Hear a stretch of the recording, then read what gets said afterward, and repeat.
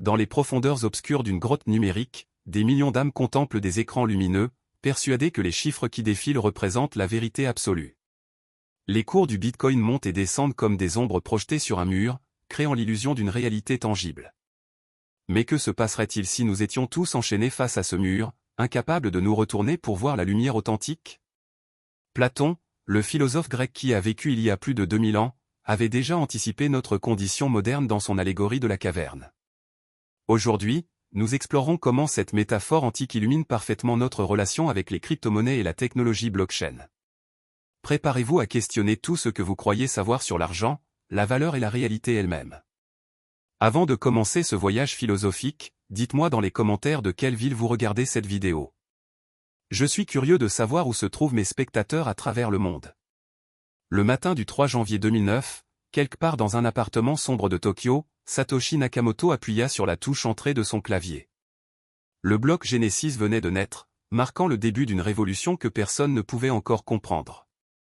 Dans ce même instant, à Paris, un jeune trader nommé Alexandre fixait les écrans de la salle des marchés de la Société Générale, observant les chiffres rouges qui signalaient l'effondrement financier mondial. Les banques tremblaient, les gouvernements paniquaient, et le système qui avait gouverné l'économie mondiale pendant des siècles révélait ses fissures béantes. Alexandre ne le savait pas encore, mais sa vie était sur le point de basculer. Diplômé de HEC Paris, il avait tout pour réussir dans le monde traditionnel de la finance. Costume 3 pièces, montre Rolex, appartement dans le Marais. Il incarnait la réussite selon les standards conventionnels. Pourtant, quelque chose le rongeait de l'intérieur. Chaque transaction qu'il effectuait, chaque profit qu'il générait, lui semblait de plus en plus vide de sens. Il manipulait des montants colossaux, mais qu'était réellement cet argent? Des nombres sur des écrans. Des promesses abstraites. Des ombres dansant sur le mur d'une caverne moderne. Un soir de février 2010, alors qu'il rentrait chez lui après une journée épuisante, Alexandre tomba sur un forum obscur en ligne. Le titre d'un message attira son attention, Bitcoin, un système de paiement électronique pair à accent grave pair. L'auteur du message, un utilisateur anonyme, expliquait comment cette nouvelle technologie pourrait révolutionner le système monétaire mondial. Alexandre lut le white paper de Satoshi Nakamoto d'une traite, oubliant même de dîner. Pour la première fois depuis des années, il sentit quelque chose s'éveiller en lui. Une curiosité brûlante. Un espoir tremblant. Les semaines suivantes, Alexandre plongea dans l'univers des crypto-monnaies avec l'intensité d'un homme assoiffé découvrant une source d'eau pure. Il téléchargea le logiciel Bitcoin, installa son premier portefeuille numérique, et acheta ses premiers bitcoins pour quelques centimes d'euros. Ses collègues se moquaient de lui. « Tu perds ton temps avec ces conneries de geeks », lui disait-il entre deux verres au bar après le travail. Mais Alexandre ne les écoutait plus. Il avait commencé à se libérer de ses chaînes, à tourner la tête vers la sortie de la caverne. Dans l'allégorie de Platon, les prisonniers enchaînés dans la caverne ne voient que des ombres projetées sur le mur devant eux. Ces ombres sont créées par des objets réels transportés derrière eux, devant un feu. Les prisonniers, n'ayant jamais rien connu d'autre, croient que ces ombres constituent la réalité ultime. Ils leur donnent des noms, établissent des relations de cause à effet, construisent toute une science basée sur l'observation de ces illusions. Alexandre réalisa que le système financier traditionnel fonctionnait exactement de la même manière. L'euro, le dollar, toutes ces monnaies fiduciaires n'étaient que des ombres projetées par les banques centrales. La valeur qu'on leur attribuait n'était qu'une convention sociale, une illusion collective maintenue par la force de l'habitude et le pouvoir coercitif des États. Quand la Banque centrale européenne imprimait des milliards d'euros pour sauver les banques en faillite, elle ne créait rien de réel. Elle diluait simplement la valeur de l'argent déjà en circulation, volant silencieusement le pouvoir d'achat des citoyens ordinaires. C'était un spectacle d'ombre chinoise, mais à l'échelle mondiale. Bitcoin représentait quelque chose de fondamentalement différent. Pour la première fois dans l'histoire monétaire, l'humanité disposait d'un actif dont la quantité était mathématiquement limitée. Seulement 21 millions de bitcoins n'existeraient jamais. Aucun gouvernement ne pouvait en imprimer davantage. Aucune banque centrale ne pouvait manipuler son offre. C'était une vérité cryptographique, inscrite dans le code informatique lui-même. Une vérité qui transcendait les mensonges et les manipulations du monde des ombres. Mais Alexandre découvrit rapidement que s'échapper de la caverne n'était pas un processus simple ou agréable. Dans l'allégorie de Platon, le prisonnier libéré souffre terriblement quand il commence à grimper vers la sortie. Ses yeux, habitués à l'obscurité, sont aveuglés par la lumière. Ses jambes, qui n'ont jamais marché, tremblent et défaillent. Il est tenté de retourner dans les ténèbres confortables de la caverne. Alexandre vécut exactement cette expérience. En 2011, il démissionna de son poste à la Société Générale. Ses parents furent horrifiés. Ses amis le crurent fou. Sa petite amie le quitta, incapable de comprendre pourquoi il abandonnait une carrière brillante pour se consacrer à une monnaie virtuelle sans valeur. Alexandre vendit son appartement du Marais, ses costumes de créateur, sa montre Rolex. Il déménagea dans un studio minuscule à Belleville et se consacra entièrement à l'étude des crypto-monnaies et de la technologie blockchain. Les premiers mois furent atrocement difficiles. Il passait ses journées et ses nuits devant son ordinateur, à lire des forums, à comprendre les subtilités techniques du minage, à explorer les implications philosophiques de la décentralisation. Il mangeait mal, dormait peu, et doutait constamment de ses choix. Peut-être avait-il vraiment perdu la raison? Peut-être devrait-il retourner dans le monde confortable de la finance traditionnelle, reprendre sa place parmi les prisonniers qui contemplaient les ombres? Un jour de printemps 2013, Alexandre reçut un message d'un utilisateur inconnu sur un forum Bitcoin. « Tu cherches la vérité dans le mauvais endroit », disait le message. Les crypto-monnaies ne sont pas la sortie de la caverne. Elles sont juste une autre projection d'ombre, plus séduisante que l'ancienne, mais tout aussi illusoire. Le message était signé Glaucon, du nom du frère de Platon qui dialogue avec Socrate dans la République. Alexandre fut profondément troublé par ce message. Il commença à correspondre régulièrement avec Glaucon, qui se révéla être un professeur de philosophie à la Sorbonne, fasciné lui aussi par les crypto-monnaies. Leurs échanges devinrent de plus en plus profonds, explorant les frontières entre technologie et métaphysique, entre valeur et vérité, entre liberté et illusion. Réfléchis, écrivait Glaucon dans un de ses messages. Dans la caverne de Platon, les prisonniers donnent des noms aux ombres et croient qu'ils nomment des choses réelles. Dans le monde de la finance traditionnelle, nous donnons de la valeur à des morceaux de papier imprimés par des banques centrales et nous croyons qu'ils représentent de la richesse réelle. Maintenant, avec Bitcoin, nous donnons de la valeur à des haches cryptographiques et nous croyons qu'ils représentent de l'argent réel. N'est-ce pas la même erreur fondamentale? Cette question hanta Alexandre pendant des semaines. Il avait cru s'échapper de la caverne, mais n'avait-il fait que passer d'un mur d'ombre à un autre? Bitcoin n'était-il pas simplement une illusion plus sophistiquée, une caverne numérique remplaçant la caverne bancaire traditionnelle? Après tout, les bitcoins n'avaient aucune existence physique. On ne pouvait pas les toucher, les sentir, les voir avec nos yeux réels. Ils n'existaient que comme des entrées dans un registre distribué, des abstractions mathématiques, des ombres algorithmiques. La réponse vint à Alexandre d'une manière inattendue. En mai 2013, il assista à une petite conférence sur Bitcoin organisée dans un café du 11e arrondissement. L'orateur principal était un cryptographe américain qui avait contribué au développement des premiers protocoles de la blockchain. Après sa présentation, Alexandre lui posa la question qui le tourmentait: comment savons-nous que Bitcoin représente quelque chose de réel, et pas juste une autre illusion collective? Le cryptographe sourit. Tu poses la mauvaise question, répondit-il. La vraie question n'est pas de savoir si Bitcoin est réel ou illusoire. La vraie question est, qu'est-ce que la réalité elle-même? Il fit une pause, puis continua, dans l'allégorie de la caverne, Platon suggère qu'il existe un monde des idées, un royaume de vérités éternelles et immuables qui transcendent les apparences sensibles. Les objets physiques ne sont que des copies imparfaites de ces idées parfaites. Eh bien, Bitcoin incarne littéralement cette notion platonicienne. Alexandre ne comprit pas immédiatement. Le cryptographe élabora, pense à ce qu'est Bitcoin au niveau le plus fondamental.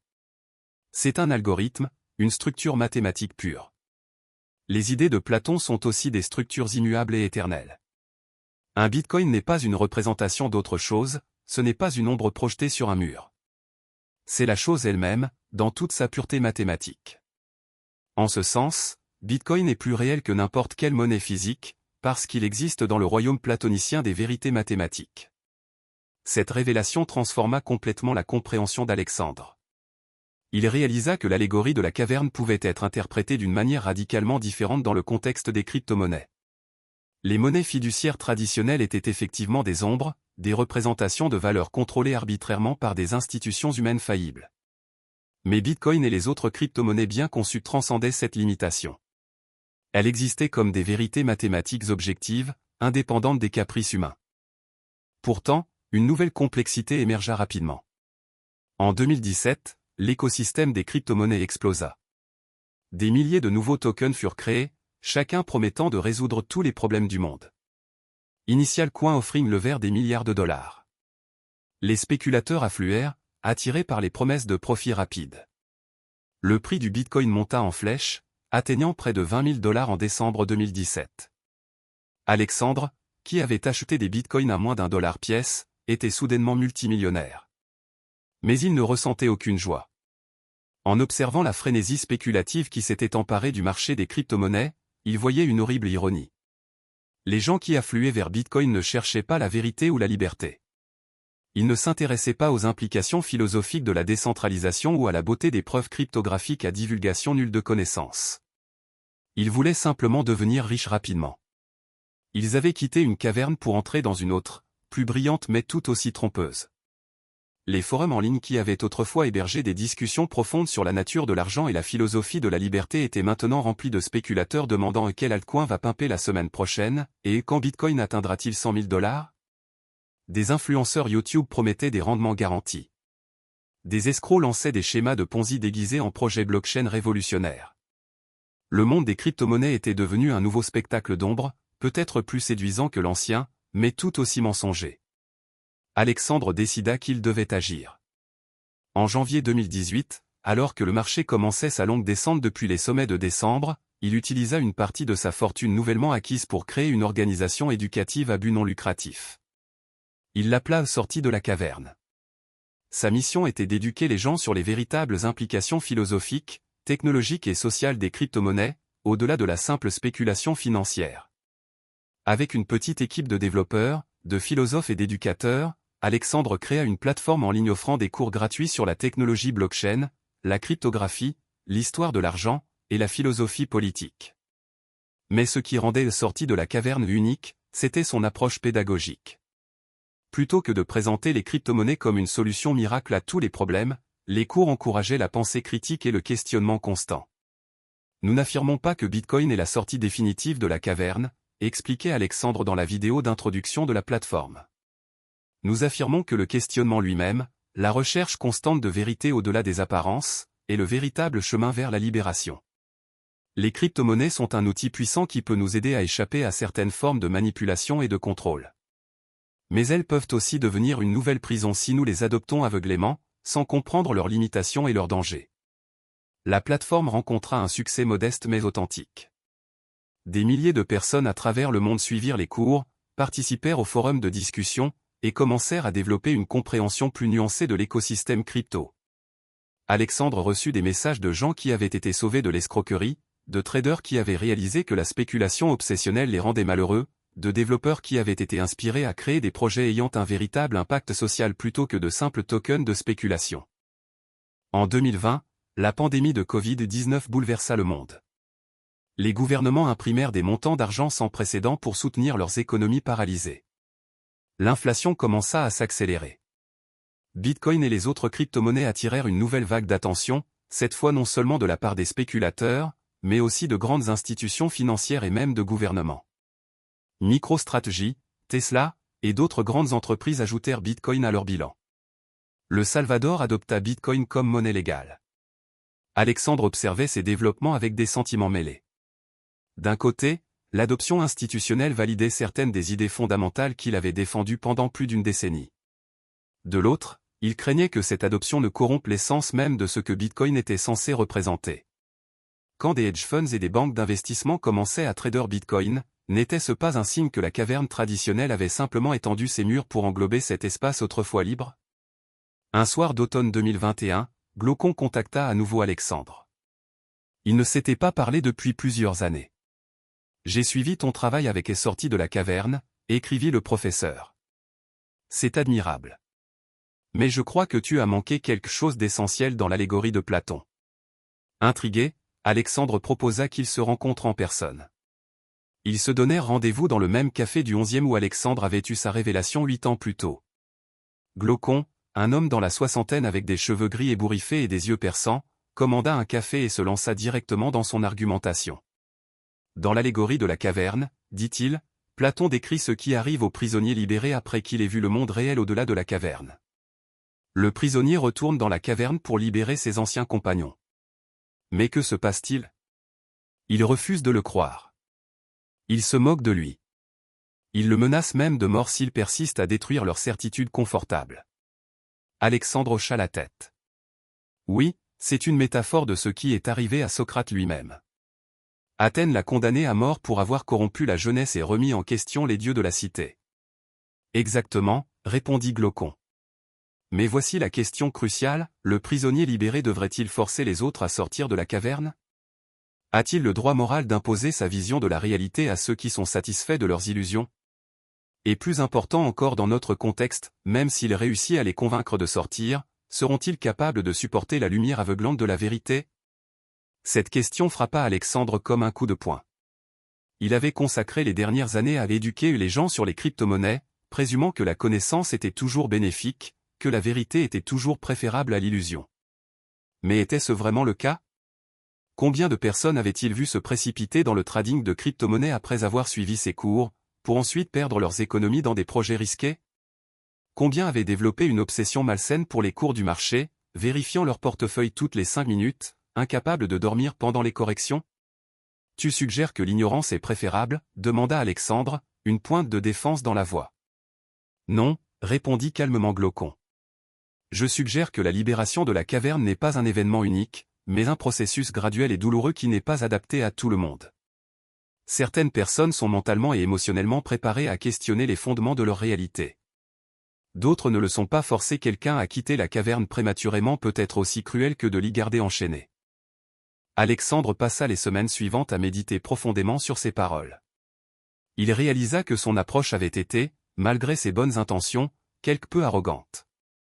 Il avait présumé que parce qu'il avait trouvé une certaine clarté dans le monde des crypto-monnaies, tout le monde devrait suivre le même chemin. Mais la vérité était plus complexe. Pour certaines personnes, peut-être même pour la majorité, les structures traditionnelles du système financier, malgré leurs défauts et leurs manipulations, offraient une stabilité psychologique nécessaire. Il modifia progressivement l'approche de sortie de la caverne. Au lieu de présenter les crypto-monnaies comme une voie unique vers l'émancipation financière, la plateforme commença à offrir une gamme plus large de perspectives. Des cours sur la finance traditionnelle furent ajoutés, non pas pour les dénigrer, mais pour les expliquer honnêtement avec leurs avantages et leurs inconvénients. Des psychologues furent invités à discuter de la santé mentale dans le contexte du trading et de l'investissement. Des philosophes explorèrent non seulement Platon, mais aussi des penseurs qui questionnaient l'idée même d'une vérité objective unique. En 2023, un nouveau développement technologique émergea qui força Alexandre à reconsidérer encore une fois toute sa conception, les intelligences artificielles génératives. ChatGPT et d'autres modèles de langage large devinrent soudainement capables de tenir des conversations apparemment intelligentes sur n'importe quel sujet. Dans le monde des crypto-monnaies, des agents IA autonomes commencèrent à être développés, capables de traders, de gérer des portefeuilles, et même de créer de nouveaux tokens sans intervention humaine. Cette évolution présentait un nouveau niveau de l'allégorie de la caverne. Si les humains enchaînés dans la caverne contemplaient des ombres projetées par d'autres humains, que se passait-il maintenant que ces ombres étaient créées par des intelligences artificielles? Que signifiait la réalité dans un monde où des agents algorithmiques pouvaient créer de la valeur, effectuer des transactions, et influencer les marchés de manière autonome? Alexandre organisa une série de séminaires en ligne explorant ces questions. Un des participants, une jeune développeuse de blockchain nommée Sarah, proposa une interprétation fascinante. Peut-être que l'allégorie de Platon était incomplète, suggéra-t-elle. Peut-être qu'il n'y a pas un seul monde réel au-delà de la caverne, mais une infinité de niveaux de réalité, chacun plus abstrait et mathématique que le précédent. Les ombres sur le mur sont le premier niveau. Les objets qui projettent ces ombres sont le deuxième niveau. Le feu qui illumine ces objets est le troisième niveau. Mais au-delà du feu, il y a d'autres niveaux que même Platon n'avait pas imaginés. Cette idée résonna profondément avec Alexandre. Elle suggérait que la quête de vérité n'était pas un voyage avec une destination finale, mais une exploration infinie. Bitcoin n'était pas la sortie ultime de la caverne, mais simplement une porte vers un autre niveau de compréhension. Et au-delà de Bitcoin, il y aurait d'autres technologies, d'autres paradigmes, d'autres portes à franchir. La libération n'était pas un état à atteindre, mais une pratique constante de questionnement et de découverte. En 2024, alors qu'Alexandre approchait de ses 50 ans, il prit une décision surprenante. Il annonça qu'il fermerait la sortie de la caverne d'ici 1 an. Cette décision choqua beaucoup de personnes qui avaient bénéficié de la plateforme. Pourquoi abandonner quelque chose qui avait aidé tant de gens? Alexandre expliqua son raisonnement dans une longue lettre vidéo à la communauté. Pendant plus d'une décennie, j'ai essayé de guider les gens vers ce que je croyais être la vérité. Mais je réalise maintenant que c'était une erreur fondamentale. La vérité ne peut pas être transmise d'une personne à une autre comme on transfère un fichier d'un ordinateur à un autre. Chaque personne doit découvrir sa propre vérité à travers son propre voyage. Mon rôle n'était pas d'être un éducateur ou un guide, mais simplement d'être un compagnon de voyage, partageant mes propres découvertes et écoutant celles des autres. Il continua, dans l'allégorie de Platon, le prisonnier libéré devient un philosophe roi, destiné à gouverner la cité avec sagesse. Mais peut-être que cette conclusion reflète les préjugés aristocratiques de Platon lui-même. Peut-être que la vraie leçon n'est pas que certains doivent diriger les autres vers la lumière, mais que chacun doit trouver son propre chemin. Les crypto-monnaies, à leur meilleur, incarnent précisément ce principe, la décentralisation du pouvoir, l'élimination des autorités centrales qui prétendent savoir mieux que nous ce qui est bon pour nous. La fermeture de sortie de la caverne ne signifiait pas qu'Alexandre abandonnait son engagement envers les crypto-monnaies ou la philosophie. Au contraire, il passa les années suivantes à développer des projets plus expérimentaux et radicaux. Avec Sarah et quelques autres collaborateurs, il créa une DAO, une organisation autonome décentralisée, dédiée au financement de recherches à l'intersection de la philosophie, de la technologie et de la spiritualité. Cette DAO, appelée simplement la caverne, fonctionnait selon des principes entièrement nouveaux. Il n'y avait pas de leader ou de directeur. Les décisions étaient prises collectivement par tous les membres, utilisant des mécanismes de vote sophistiqués sur la blockchain. Les fonds étaient alloués à des projets qui ne cherchaient pas nécessairement à avoir un impact pratique immédiat, mais plutôt à explorer des questions profondes sur la nature de la réalité, de la conscience et de la valeur. Un des premiers projets financés par la caverne fut particulièrement audacieux, la création d'une crypto-monnaie dont la valeur serait intentionnellement instable et imprévisible. Contrairement à Bitcoin avec son offre fixe ou aux stablecoins arrimés au dollar, cette nouvelle crypto-monnaie, appelée flux, ajusterait algorithmiquement son offre et sa demande en fonction de facteurs apparemment aléatoires, incluant la météo, les phases de la Lune, et même des données issues de générateurs de nombres quantiques véritablement aléatoires. L'objectif de flux n'était pas d'être utilisé comme réserve de valeur ou moyen d'échange pratique. C'était plutôt un art conceptuel, une méditation sur la nature de la valeur elle-même. En créant une monnaie dont la valeur fluctuait de manière radicalement imprévisible, les créateurs de flux espéraient forcer les gens à questionner leurs présupposés sur ce qui donne de la valeur à l'argent. Si les gens étaient prêts à trader flux malgré son caractère aléatoire, cela démontrait que la valeur était purement psychologique et sociale, non intrinsèque à l'objet lui-même. Flux devint un succès culte dans certains coins obscurs de l'Internet crypto. Des philosophes et des artistes l'adoptèrent comme une forme d'expression conceptuelle.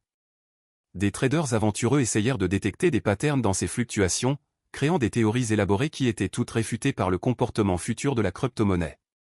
Certains accusèrent Alexandre et son équipe d'avoir créé une parodie ou une blague cruelle. Mais Alexandre soutenait que flux était parfaitement sérieux dans son manque de sérieux. Toutes les monnaies sont des fictions, expliquait-il dans une interview. L'euro est une fiction maintenue par le pouvoir coercitif de l'Union européenne. Bitcoin est une fiction maintenue par la croyance collective en sa rareté algorithmique.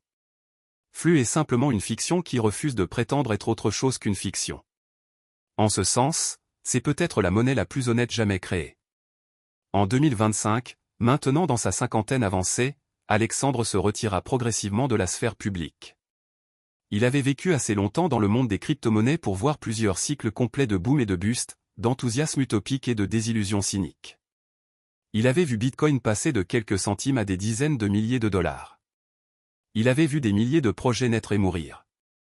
Il avait vu la technologie blockchain être présentée comme la solution à tous les problèmes de l'humanité, puis être rejetée comme une fraude sans valeur, puis être réhabilitée comme une infrastructure potentiellement utile pour certaines applications spécifiques. À travers tous ces cycles, une chose était devenue claire pour lui, l'allégorie de la caverne n'était pas une simple métaphore, mais une description de la structure fondamentale de l'expérience humaine. Nous vivons tous dans des cavernes, multiples et imbriquées. Chaque fois que nous croyons avoir atteint la vérité ultime, nous découvrons que ce que nous prenions pour le soleil n'était qu'une autre torche, créant ses propres ombres sur de nouveaux murs. Les crypto-monnaies ne nous libèrent pas de la caverne.